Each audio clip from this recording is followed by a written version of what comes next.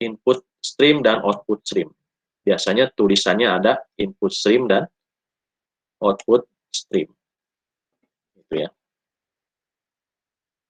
Jadi untuk baca pakai input stream, kalau yang ini reader, kalau untuk nulis ke tujuan, ini pakai output stream dan ini pakai writer ya. Jadi itu bedanya. Jadi kalau di Java ada 2 karakter. Ya kapan kita mengirim karakter ini ya bergantung kebutuhan aplikasi Anda ya. Nah, di input stream ini interface ya, input stream ini ada metode dasarnya dia ya. Kita tinggal pakai saja, kita tinggal panggil saja. Apa yaitu read ya. Read, ada read dengan ini. Ya, ini namanya apa? Ini namanya overloading ya. Ada overloading method ya. Kemarin sudah kita pelajari, ada overloading. Ya, namanya sama tapi argumennya bervariasi. Kemudian ada metode-metode lain ya seperti ini yang semuanya bisa Anda pelajari di catatan kuliah ya. Kemudian bisa juga cek dokumentasinya. Begitu juga output stream ya, ada metode ini. Ya, ada write metodenya, write ya. Kemudian ada close dan flush. Close itu menutup koneksi. Jadi ada aturan juga ya. Kalau kita membuka koneksi ya harus ditutup. Kalau kita buka pintu ya tolong tutup lagi ya. Kalau flush itu ya membilas. Jadi benar-benar dibersihkan ya, channelnya itu. Nah ini contohnya ya. Tapi kalau contohnya enaknya kita nyoba ya. Kita nyoba. Nanti ya kita nyoba yang stream. Tapi sih ini ada sih di catatan kuliah ya. Tapi sebelum nyoba kita bahas sampai tuntas dulu ya. Kemudian kalau karakter ya, ingat kalau karakter biasanya reader dan writer. Kalau reader ya berarti dia baca ya, read gitu ya, metodenya gitu ya. Kemudian ada metode yang lainnya ini. Silakan dipelajari di dokumentasinya atau di catatan kuliah. Kalau untuk nulis ya, ini ya sama ada metodenya juga write dan close dan plus. Gitu ya. Ini contohnya. Nah, nanti contohnya saya demokan ya, dan nanti Anda harap hands-on ya, jadi ikut ngoding ya. Kemudian ya ini istilahnya apa ya, rantainya ya, rantai dari I/O stream. Kalau baca ini ada data source ya, sumber datanya, kemudian ada masukin dulu ke file input stream datanya, kemudian di buffer ke buffer input stream, kemudian bisa lagi di buffer lagi sama data input stream, kemudian masukin ke program ya. Kalau nulis kebalikannya ya, kebalikannya ke sana ya. Jadi kalau nulis dari program kita, kemudian ada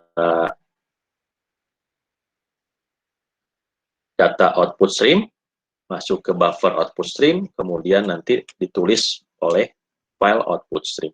Nah, bagaimana kita menggunakan kelas-kelas ini? Nah, itu kita nanti akan demo. Kemudian ke tujuan ya.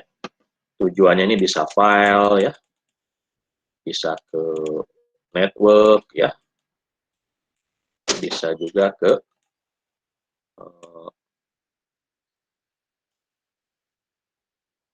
GUI ya nulisnya. Sebenarnya sistem outprint learn itu sebenarnya juga dia output ya ke GUI. Nah ini, kita akan lebih membahas tentang ini, gitu ya. Bagaimana stream itu di rantai ya, dibuat rantainya. Dan seterusnya ini silakan ini ya, ada ini kelas-kelasnya ya, ada buffer reader, ada buffer output stream, ada file ini untuk baca file ya, filter sorry, ada buffering dan seterusnya ya.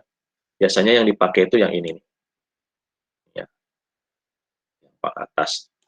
Yang bawah juga sebenarnya dipakai ini untuk tadi ngirim objek dan seterusnya. Tapi kita akan bahas yang ini. Ya, karena keterbatasan waktu ya, jadi kita bahas yang ini. Nah, di konsol I/O juga Anda juga sudah belajar sistem out, itu juga I/O ya, sistem out println, kemudian Anda bisa baca juga sistem in ya. Coba nanti Anda sedikit-sedikit ngoprek sistem in ya, kemudian kita bisa baca dari keyboard ini sistem in. Kemudian ada sistem error ya. Nah, ini ada contoh-contohnya ya, nanti silakan Anda dipelajari ya, dan seterusnya ya. Oke, jadi habis. Ini teorinya ya. Nah, sekarang kita mulai buka Eclipse-nya ya. Jadi sekarang silakan Anda buka Eclipse. Kita akan membuat contoh studi kasus ya. Bagaimana membuat aplikasi yang menggunakan I/O. Ini kelas berapa nih? 02 ya. Kita akan membuat kelas atau membuat sebuah aplikasi yang menggunakan I/O. Saya screen aja ya.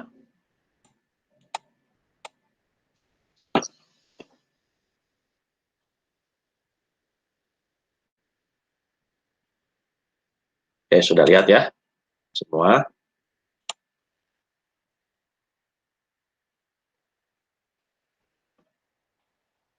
Oke, seperti biasa ini di grup ya.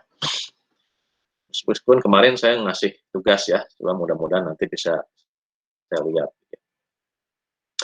Nah, tugasnya apa ya sekarang ini? Ya, sekarang ini kita coba mengembangkan yang ini ya. Mengembangkan yang pertemuan kemarin. Pertemuan 10 ya, sorry, bukan 9. Pertemuan 10 yang ada MPC-nya ya. Yang ini kan yang belum ada diselesaikan ya. Yang kontrol apa, yang kontrolernya ya kita akan kembangkan lagi lah. Jadi mau seperti apa nih skenario-nya? Jadi skenario-nya saya buka pen dulu ya, supaya Andanya jelas.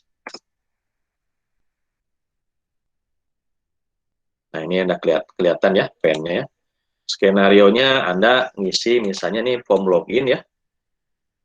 Kemarin Anda sudah bikin login.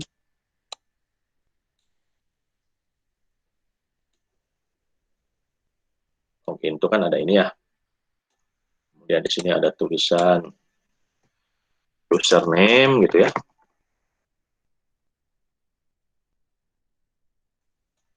Kemudian nulis ini ya, password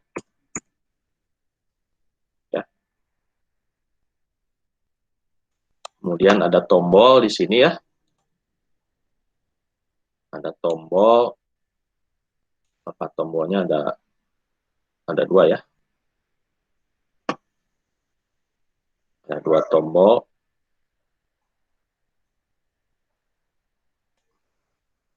Isinya apa? Login ya. Bisanya login.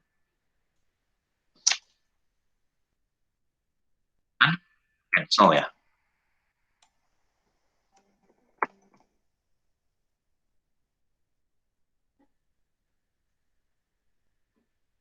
Nah, gitu ya. Kemudian Anda isi ya username password. Pastikan username ini apa ngisi dua-duanya, nggak boleh ada yang kosong. Kalau kosong dia kalau bisa jangan ngapa-ngapain atau ada pesan lah. Ada pesan harap diisi username password. Nah, karena kita nggak ada database ya sudah kita seolah-olah login itu ketika klik login, setelah ketika klik login, nih, misalnya ketika klik login,